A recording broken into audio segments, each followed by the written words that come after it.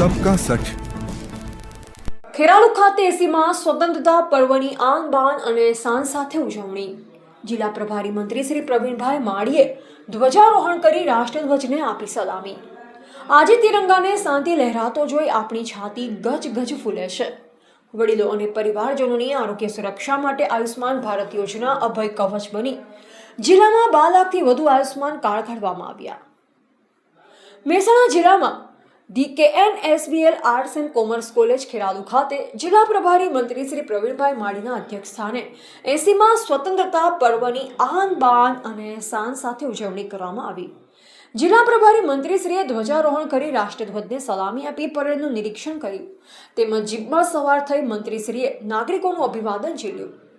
આ પ્રસંગે જિલ્લા પ્રભારી મંત્રી શ્રી 80માં સ્વતંત્રતા પર્વની શુભકામના પાઠવતા જણાવ્યું કે આજે તિરંગાને શાંતિ લહેરાતો જોઈ આપણી છાતી ગજ ગજ ફૂલે છે, પરંતુ આ આઝાદી આપણને ભેટમાં નથી મળી.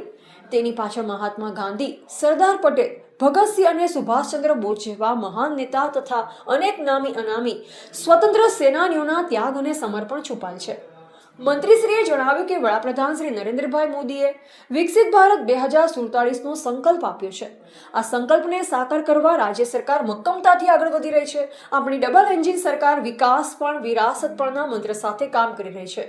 આપણા દીકરાઓ ધોલેરા સેમિકન્ડક્ટર અને બુલેટ ટ્રેન જેવા મેગા પ્રોજેક્ટમાં રોજગારી મેળવશે, તો બીજી તરફ સાંસ્કૃતિક વારસાનું જતન કરતા પવિત્ર શ્રાવણ માસમાં નાયબ મુખ્યમંત્રી શ્રી હર્ષ સંઘવીજીના માર્ગદર્શન હેઠળ શર્મિષ્ઠા તળાવ ખાતેથી વડનગર શ્રાવણ ઉત્સવ અને 108 કલાકારોના નાચ સાથે ભવ્ય ડમરૂ યાત્રાનો શુભારંભ કરાયો, જેનાથી સમગ્ર વડનગર શિવમય બની ગયું. વધુમાં તેમણે જણાવ્યું કે મુખ્યમંત્રી શ્રી ભૂપેન્દ્રભાઈ પટેલે મહેસાણાને મહાનગરપાલિકાનો દરજ્જો આપી શહેરી વિકાસને નવી ઊંચાઈ આપી છે, જેનાથી પીવાનું શુદ્ધ પાણી, અંડરગ્રાઉન્ડ ગટર અને સ્માર્ટ સિટી લેવલની સુવિધા મળશે. જિલ્લામાં પંચાયત વિભાગ દ્વારા 1585 કરોડના ખર્ચે 2525 કિલોમીટરના રસ્તા બનાવવામાં આવ્યા છે. મંત્રીશ્રીએ નારી શક્તિનો ઉલ્લેખ કરતા જણાવ્યું કે મિશન મંગલમ યોજના હેઠળ મહેસાણાના મહિલા સખી મંડળોને 63 કરોડથી વધુની બેંક લોન આપી પગભર કરાયા. શિક્ષણ ક્ષેત્રે જિલ્લાની 990 સરકારી શાળાઓમાં 1.80 લાખ બાળકો ભણી રહ્યા છે, જ્યારે નમો લક્ષ્મી યોજના જેવા પગલાંથી નારી શિક્ષણમાં ક્રાંતિ આવી છે. પરિણામે શાળાઓમાં દીકરીઓની સંખ્યામાં વધારો થયો છે. વધુમાં તેમણે ઉમેર્યું હતું કે વડીલો અને પરિવારજનોની આરોગ્ય સુરક્ષા માટે આયુષ્માન ભારત યોજના અભય કવચ બની છે.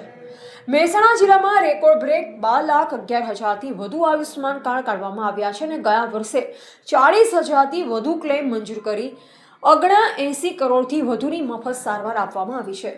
ખેતી ક્ષેત્રે મહેસાણા જિલ્લો લીંબુના વાવેતરમાં રાજ્યમાં પ્રથમ ક્રમે અને ટામેટાના 1.48 લાખ મેટ્રિક ટન ઉત્પાદન સાથે મોખરે છે. PM કિસાન સન્માન નિધિ હેઠળ 2.37 લાખથી વધુ ખેડૂતોના ખાતામાં 475 કરોડ રૂપિયા જમા થયા છે. આજે જિલ્લાના 20,000થી વધુ ખેડૂતો 8,400 હેક્ટરમાં પ્રાકૃતિક ખેતી કરી રહ્યા છે અને દેશી ગાય નિભાવ સહાય હેઠળ વાર્ષિક રૂપિયા 10,800ની સહાય મેળવી રહ્યા છે.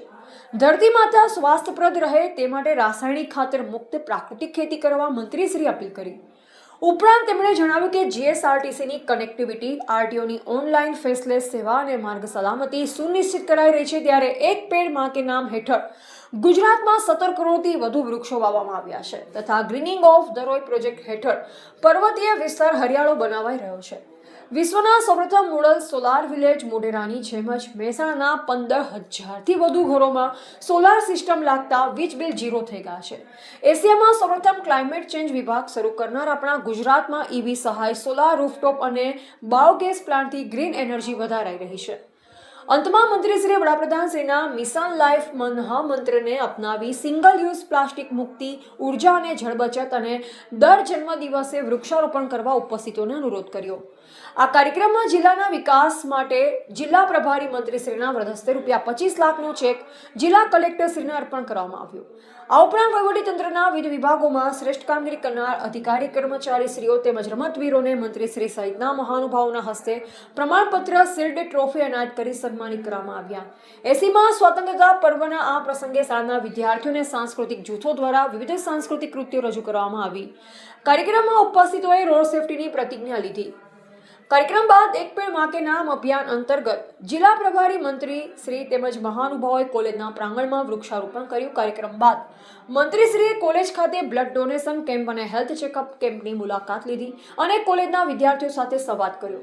આ પ્રસંગે લોકસભા સાંસદ શ્રી ભરતસિંહ ડાભી, લોકસભા સાંસદ શ્રી હરિભાઈ પટેલ, ધારાસભ્ય સર્વેશ્રી સરદારભાઈ ચૌધરી, શ્રી સુખાજી ઠાકોર, રાજેન્દ્ર ચાવડા, નગરપાલિકા પ્રમુખ શ્રી મોહિનીબેન પંડ્યા, તાલુકા પંચાયત પ્રમુખ શ્રી હિરલબેન ચૌધરી, પૂર્વ ધારાસભ્ય શ્રી અજમલજી ઠાકોર, અગ્રણી શ્રી ભીખાભાઈ ચાચરિયા, જિલ્લા કલેક્ટર શ્રી શાલિની દુહાન, જિલ્લા વિકાસ અધિકારી શ્રી પ્રદીપસિંહ રાઠોડ, જિલ્લા પોલીસ અધિક્ષક શ્રી હિમાંશુ સોલંકી, નિવાસી અધિક કલેક્ટર શ્રી મયંક પટેલ, પદાધિકારીશ્રીઓ અને વિવિધ વિભાગના અધિકારીશ્રીઓ, કર્મચારીશ્રીઓ સહિત મોટી સંખ્યામાં શાળાના વિદ્યાર્થીઓ અને નાગરિકો ઉપસ્થિત રહ્યા હતા.